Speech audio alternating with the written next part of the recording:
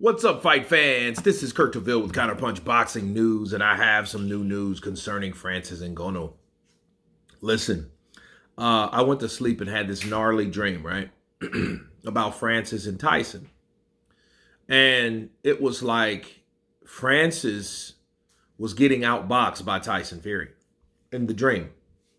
The fight was on. And it was weird because what happened, every punch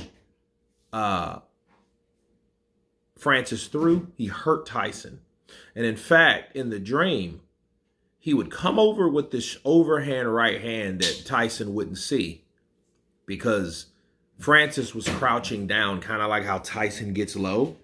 But he was crouching down, but he would throw this overhand right, and he'd catch Tyson every time, and Tyson would fall like the Empire State Building, okay? And it was crazy because he would fall and then he would get up. Of course, we know Tyson, he's known to get up. He has heart. He has grit. But then every punch was hurting him, and then boxing, and Tyson was boxing him, from a distance like he did Wilder the first fight. And he went down twice in that fight. The part that I can remember, because I didn't really see the whole thing. I didn't see the whole thing. I didn't see the whole fight for some reason, because there's a lot of other stuff was going on in the dream. I went to Walmart and got into it with this military dude, and it was weird. It was, it's a dream, right? So it was a lot of moving parts in this dream. But while this dream was taking place, people was watching Tyson Fury and Francis Ngannou. Well, what am I saying? Well, it more than likely, based on the dream I had, since I was able to see it everywhere, there may be an indication. It might just be a dream, but it may be an indication that the fight will be a lot bigger than people think it is. Because if you let's look at it in America. In America, you have like Texas, Louisiana, Florida, Mississippi, Alabama, especially down here. California's more into boxing, the Midwest, more UFC. And so you will see a lot of places that actually buy the fight and they purchase the fight, like at Buffalo Wild Wings and stuff like that. Twin Peaks, is down here in Austin. So is Buffalo Wild Wings, to be fair, but I don't know if they're down here. I don't know if Buffalo Wild Wings is down here. I'm not sure, but anyway, those type of venues will have the fight. So it might be pretty big. It might be pretty successful because people buy it, in that bulk, and that means that it may do pretty good. But something tells me, hopefully, that dream has some truth to it. And it's not because of the high ticket sales. It is not because everybody watched it either. It was because Tyson Fury got dropped a couple times and learned, like, hey, cherry picking going wrong. So really based on Tyson Fury picking these guys between Deontay Wilder and Francis Ngannou, I think he will always praise, because he cherry picked someone that he didn't anticipate them being as tough as they are.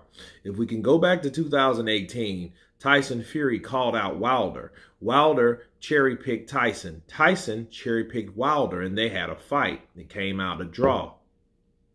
But after that fight, Tyson Fury was praising Wilder for having the punching power that he had, right? Okay, so if Francis does a similar thing to Tyson Fury, but Tyson Fury scaves out and wins, he's going to be saying the same thing, and he's going to be praising the same person. But you have to understand, the same things will happen. Okay, what'll happen if Francis Ngannou drops Tyson Fury even once? If he drops him once, or he hurts him, or something to that degree, and he ends up landing on the canvas. Well, he's going to put Francis Ngannou right under him.